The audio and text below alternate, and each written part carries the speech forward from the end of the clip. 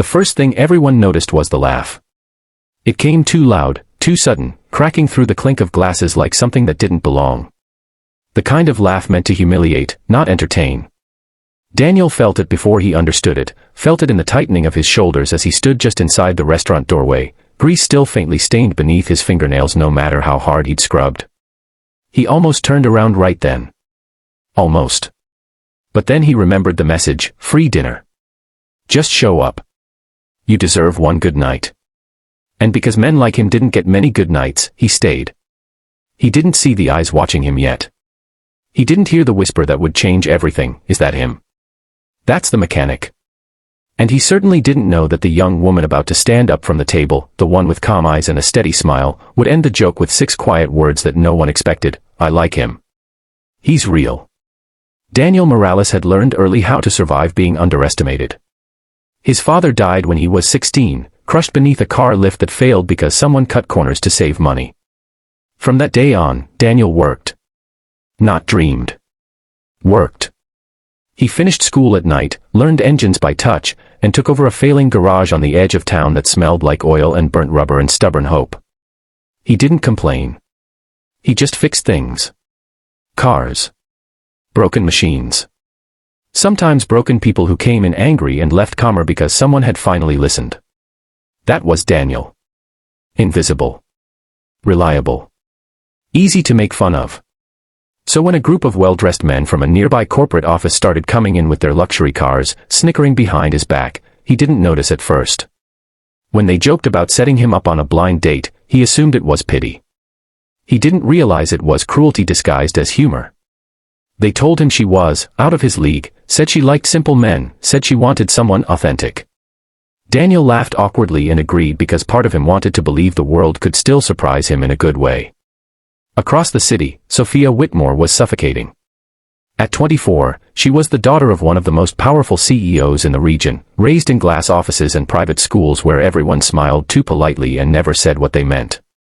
Her life was scheduled down to the minute, her future planned like a merger, strategic, profitable, passionless. She had dated men her father approved of. Men with titles, with perfect hair, with empty eyes. Every conversation felt like a negotiation. She was tired. So when a friend suggested a blind date, something spontaneous, something normal, Sophia agreed before she could overthink it. What no one told her was that she was being used as the punchline to a joke. The restaurant was expensive in a quiet, intimidating way. Daniel felt like a stain on the carpet.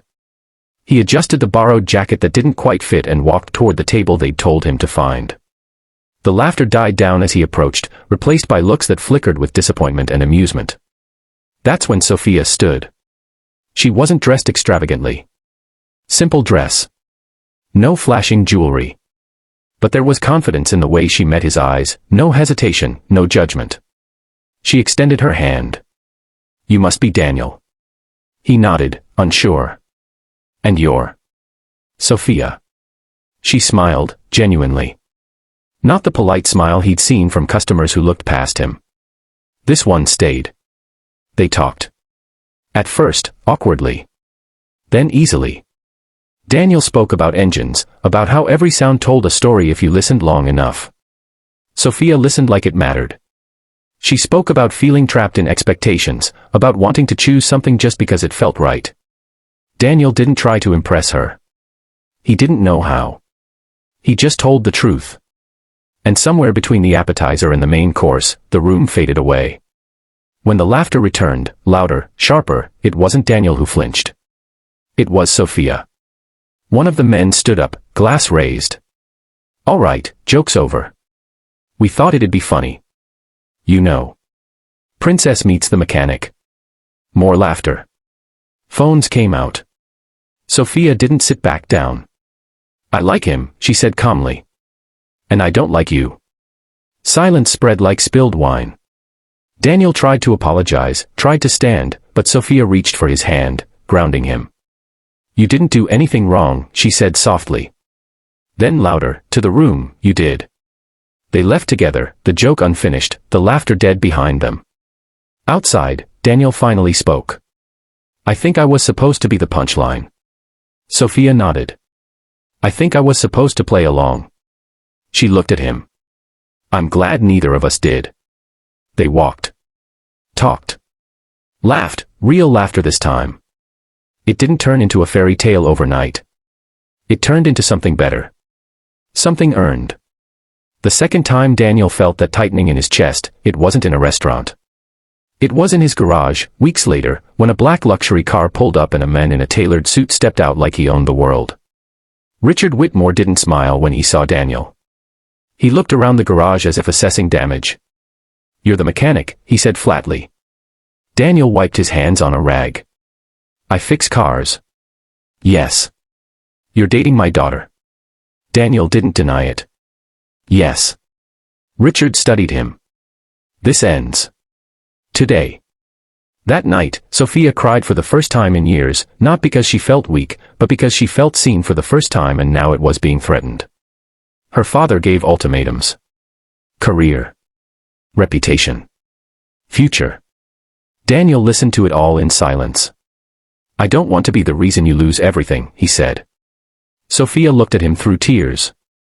You're the reason I finally feel like I have something. The pressure didn't stop. Rumors spread.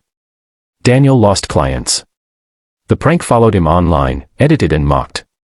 He almost gave up. Almost. But the same hands that fixed broken engines kept working. The same heart that endured kept believing. Then the garage saved Richard Whitmore's life. A brake failure on the highway. A near-fatal crash. The car was towed to Daniel's shop by chance. Daniel recognized the problem immediately, the same corner cutting that killed his father years ago. He fixed it.